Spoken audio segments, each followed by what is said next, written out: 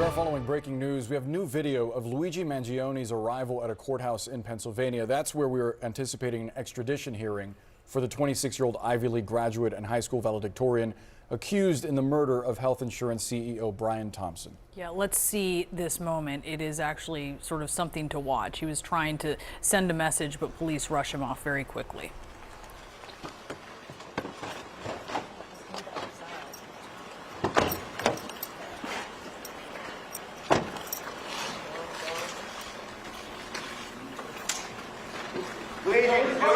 And it's completely out of touch, and it's an insult to the intelligence of the American people. It's a lived experience. All right, so we just heard him yell that about it, sort of something being unjust. This is an insult to the intelligence of the American people. Let's bring in trial attorney Mercedes Colwin with us. Look, this is someone between what you're hearing him say right there, manifesto, messages left on these bullets. Right. I mean, this is someone on a mission, it appears. He is the alleged killer in this case. We have to be very clear about that. He's facing an extradition hearing here, but I just wonder what you think of a moment like that as you see it, knowing the evidence that police say they have on this person. Brianna, it's very disturbing, and those types of outbursts will certainly be evaluated by his defense team because that's just not normal. I mean, we've already had reports that he has been very strange since over the summer, that he has become reclusive. This manifesto is these rantings and ravings of an individual that obviously has some aberrant thoughts in his mind, and that's why he put it down on paper. So all of that is certainly very disturbing. The defense is going to have to evaluate whether this is an individual that really will even understand the charges. I mean, they may, depending on how aberrant his thoughts are, he has to be able to understand the process and the proceedings, even at this stage. And if there's some indication that he isn't able to do so, there might have to be some psychological evaluation, and then that will be reported back to the judge, and the judge will make the ultimate ruling as to whether or not to proceed with the proceeding. But this type of outburst is definitely very disturbing. Yeah, no doubt about that. You saw officers shuffling him in as quickly as possible. I'm wondering, Mercedes, as you're talking about the suspect here having a grasp of what the proceedings are going to be like, what actually happens at an extradition hearing? There has to be an establishment by the demanding state. Demanding state is New York. The asylum state is Pennsylvania. So the demanding state, that New York has to establish to law enforcement that this is the individual that was the alleged shooter of Brian Thompson.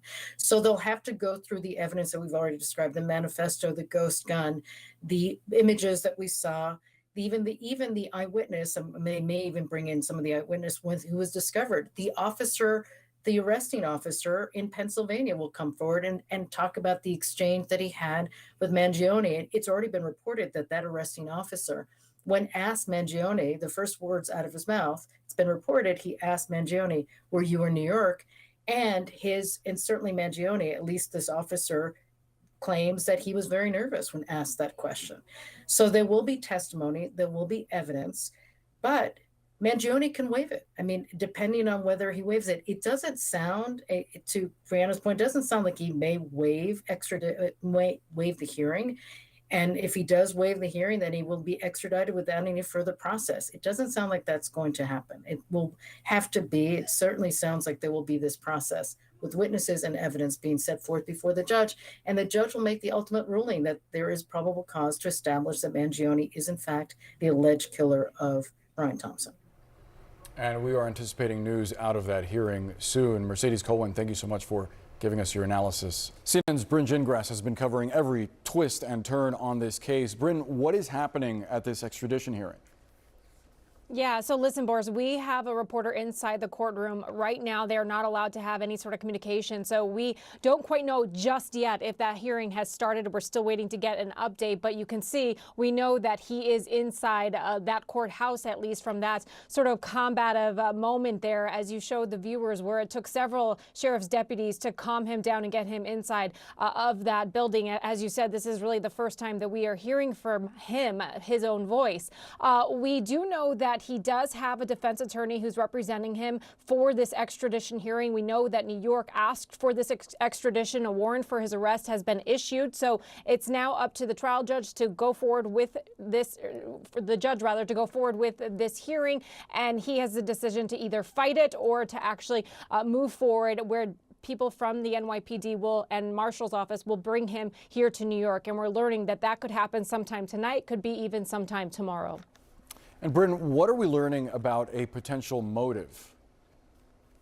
Yeah, so Boris, there's an intelligence report that is shared among the intelligence community all across the country that came from the NYPD, received by our John Miller, and it really gives some more details about that 3-page document that authorities did find on Mangione, they say, when they made that arrest. And it talks about sort of his hatred with the healthcare industry, and it talks about how he somewhat viewed himself as, committing a symbolic takedown with this alleged act that he is accused of. In it, he basically said the mafioso has gotten too powerful and to continue the abuse of our country for immense profit.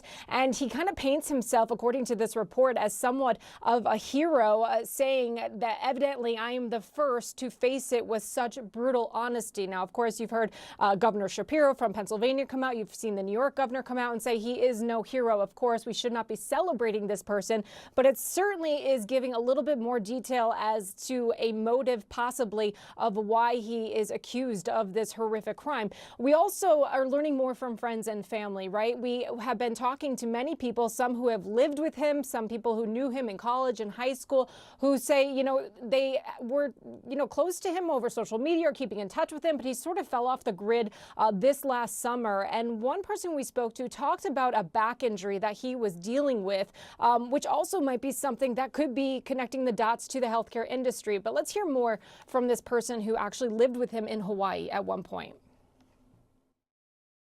Before he moved in, I remember he said he had a back issue and he was hoping to get stronger in Hawaii. When he first came, he went on a surf lesson with other members, and unfortunately, just a basic surf lesson, he was in bed for about a week. We had to get a different bed for him that was more firm, and I know it was really traumatic and difficult. When you're in your early 20s and you can't, do some basic things, it can be really, really difficult.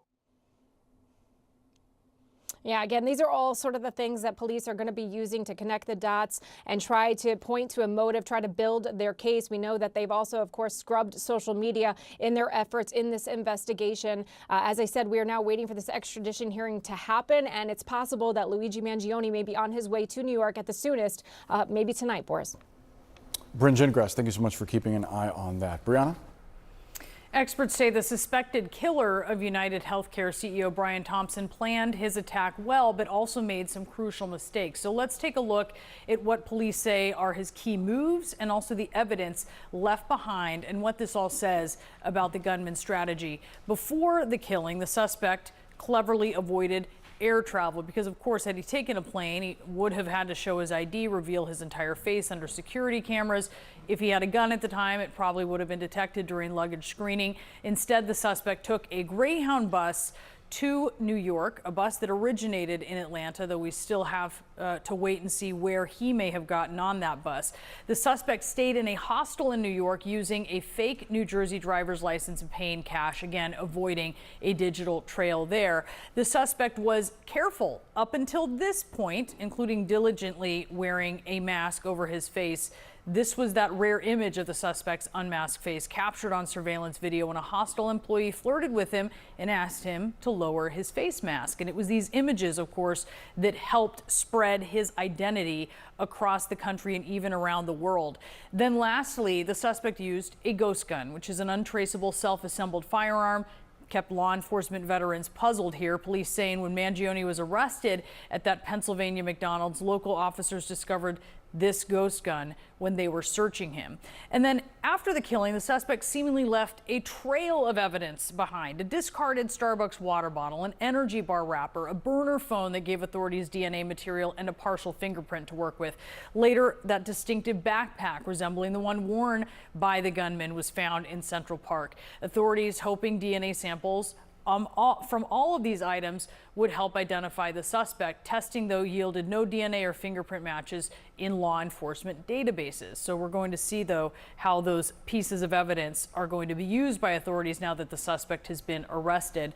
And the suspect's complex path out of New York showing investigators just how much planning went into it here. Remember, immediately after the shooting, police say the suspect ran from the scene, hopped on an e-bike, rode to Central Park, ditched the bike, and hailed a taxi, then went to a bus terminal with interstate buses headed to a variety of destinations. And it was in that taxi cab where a security camera captured clear images of the suspect's eyes. One of the most baffling last aspects to this arrest is the fact that investigators discovered Mangione in possession of numerous fake IDs, including this one here, one that police believe was actually used by the suspect in New York City at that hostel. The question is, why shed so much other evidence, but keep some pieces of potential evidence, including the fake IDs?